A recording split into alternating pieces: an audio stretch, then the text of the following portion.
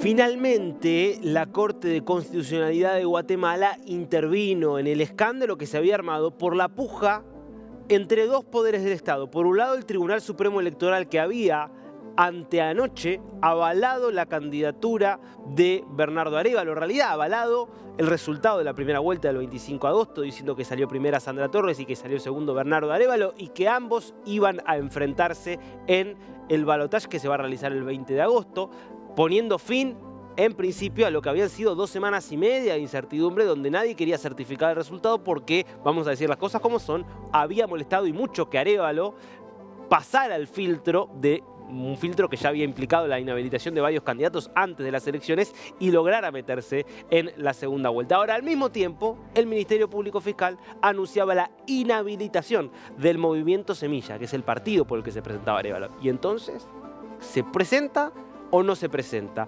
¿Ingresó o no ingresó a la segunda vuelta? Bueno, la Corte de Constitucionalidad de Guatemala emitió este comunicado ayer, tratando de despejar al menos por ahora la incertidumbre.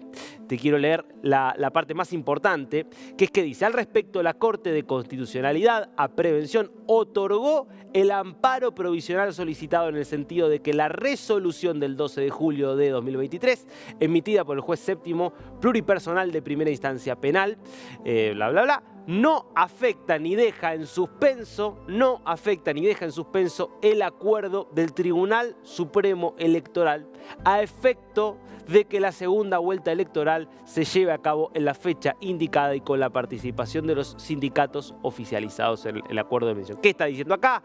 Bueno, que básicamente el juez que avaló el planteo del Ministerio Público Fiscal, bueno, ese fallo no corre, sí corre lo que había dicho el Tribunal Supremo Electoral, que implica que efectivamente tanto Torres como Arévalo pasaron a la segunda vuelta y que la segunda vuelta se hace el 20 de agosto. Ahora, yo quiero, volvamos un segundo al comunicado, porque hay una cosa delicada al principio, que dice: la Corte de Constitucionalidad a Prevención otorgó el amparo provisional. Amparo provisional. Vamos a tratar de analizar lo que significa la palabra amparo provisional, porque significa que no es un fallo definitivo el que emite la Corte de Constitucionalidad. Eso, obviamente, abre lugar a algunas dudas, algunos interrogantes. Edgar Ortiz Romero es constitucionalista, está allí en Guatemala, es profesor de la Universidad del Istmo en la ciudad de Guatemala y nos va a ayudar a interpretar todo este entuerto. Edgar, ¿cómo le va? Lo saluda acá Darío Misraji. Hola Darío, ¿qué tal? Gracias por invitarme. Bueno, ¿qué tenemos que interpretar de este fallo de la Corte de Constitucionalidad? ¿Resolvió el problema? Sí, voy a empezar por lo más importante, que es, sí, resolvió el problema, nos garantiza que habrá una segunda vuelta el 20 de agosto, como lo planificaba el decreto de convocatoria desde enero, y también nos garantiza que en esta segunda vuelta van a estar los dos candidatos más votados, Bernardo Arévalo del Movimiento Semilla y Sandra Torres del partido UNE, que esa fue la gran discusión estos días respecto de si cancelaban al partido Semilla de Arévalo o no, pero creo que esencialmente lo más importante es que este fallo, de momento, bueno, no de momento, yo diría, nos asegura que el 20 de agosto habrá segunda vuelta entre los dos más votados. Luego podemos hablar de algunas, digamos, esquinas o detalles que obviamente son importantes, pero sin transmitir esa sensación de que hubo una crisis democrática en Guatemala, porque, bueno, no es normal que haya dudas sobre si los dos candidatos más votados van a segunda vuelta o no, pero afortunadamente ya ya pasamos esa página. Ahora, básicamente lo que hace este fallo de la Corte de Constitucionalidad es anular el otro fallo que había realizado un juez, que está mencionado justamente en el comunicado, que avalaba lo que pedía el Ministerio Público de inhabilitar o suspender al Movimiento Semilla. ¿Es normal que se inhabilite, que el Ministerio Público inhabilite a un partido político cuando ya estamos a 2 semanas de que ya se realizó la primera vuelta electoral? No, mira, yo he estudiado las elecciones de Guatemala desde la transición democrática, desde el 84, de la elección a la constituyente hasta hoy. Jamás, nunca en la vida pasó algo parecido. Pero hay algo más importante que señalar. Esta elección que ha habido en Guatemala ha estado marcada por una serie de fallos judiciales que han condicionado la contienda electoral. Se discutió en las Cortes la candidatura de 5 binomios presidenciales. Eso no es normal. Hmm. Se excluyó a 3 candidatos presidenciales que, a ver, la coalición gobernante, hay que decirlo, los consideraba incómodos. Lo que pasó es que Bernardo Arévalo no figuraba en las encuestas, es un político de oposición que ha corrido en una plataforma anticorrupción, no se esperaba que llegara hasta acá. Y eso es lo que explica realmente las acciones legales en contra del partido Semilla. Cuando ya se da el día de la votación, no es como antes, que tú excluías a los candidatos en la fase de registro. Ya estaba votado, ya estaba él garantizado a la segunda vuelta. Y eso es lo que motiva es a ciertos grupos de poder que no querían que un candidato de oposición se colara a la segunda vuelta, pues buscaban a través de un fallo de un juez penal sacar al partido Semilla. Pero hay que agregar algo, jamás en la vida es posible en la legislación guatemalteca que un juez del ramo penal inhabilite un partido político. Jamás se ha Claro. visto semejante cosa hasta ahora. Claro, claro, es interesante esto, porque, a ver, en teoría, no hay órgano judicial más importante, mejor dicho, órgano electoral más importante que el Tribunal Supremo Electoral. Digo, es la máxima instancia judicial del ramo electoral. Y aparece un juez penal, básicamente anulando un fallo del Tribunal Supremo. Digo, ahí evidentemente hay una inconsistencia.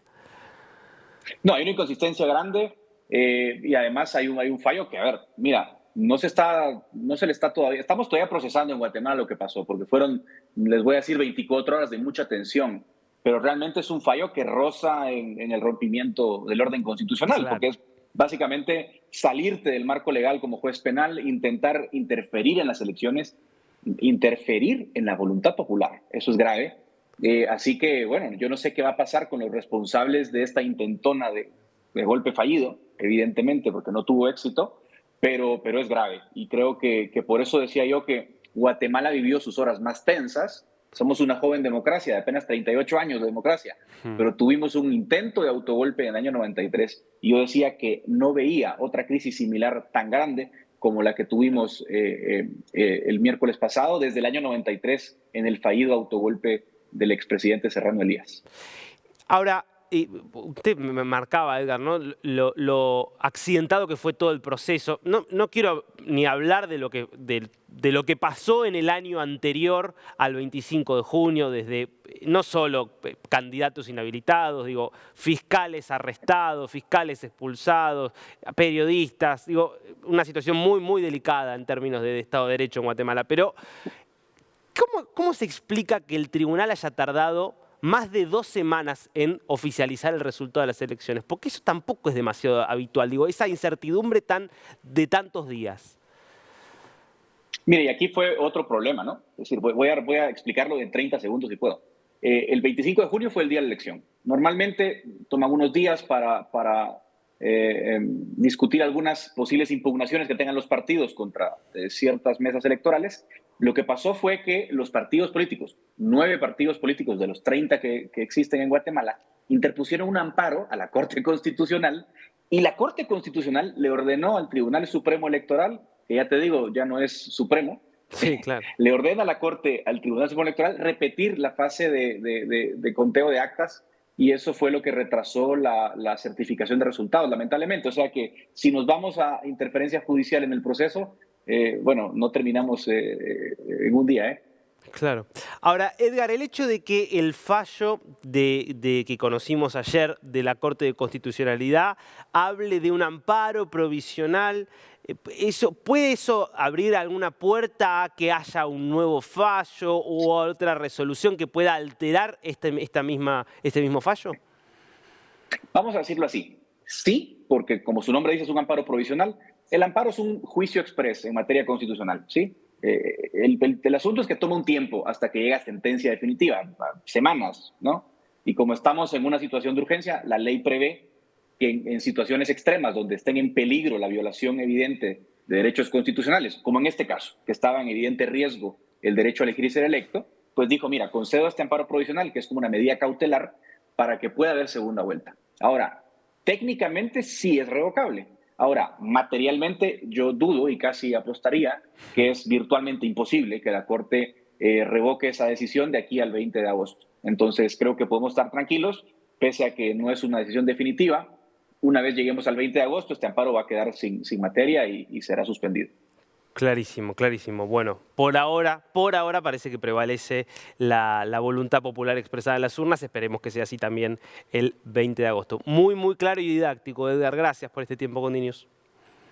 No, a ustedes y gracias por cubrir lo que pasa en mi país.